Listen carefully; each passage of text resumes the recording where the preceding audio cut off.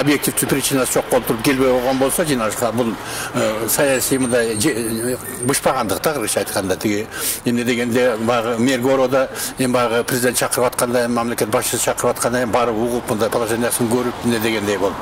Анан үчүнчү бир себеби бар, жанагы региондор өнүктүрөлү дегенде, значит Бишкекке мурун бөлүнүп аткан тиги капиталдык вложение деп коелучу, тиги инвестициялар бөлүнбөй, алардын баарын тиги область райондорго бөлүп, биздин Бишкек ичине Ордойто ошого кичине таарынгансып, анан мынакей ошого деп мындай кыр көрсөткөндөй болуп пайдаланышы мүмкүн. Себеби жаңы конституция боюнча тиги мындай чарбалык иштерге президент мындай катышпаш керек, албак толугу менен өкмөттүн мойнуна өтүлөт деп эмнеден кийин анан эми үчүн ал өнүктүрүү, экономиканы өнүктүрүү дегенди президент өзү алып атат, өзүнүн инициативасын кылып атат дегендей кылып мындай ичинен мындай протест сыяктуу кылып айтышы мүмкүн да.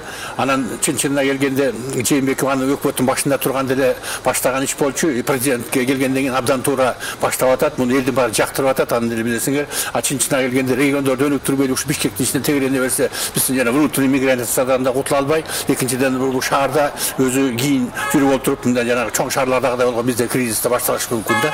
Анан ошондуктан эгерде мындай чакырганда барбай коюп же тоотпай атам дегендей болсо, бул абдан туура эмес. Мына кишиге мындай ачык айтканыңар дагы туура болот, пресс аркылуу дагы. Анан дагы бир нерсеси бар да, кеңеш бескен бармак оорубайт дейт.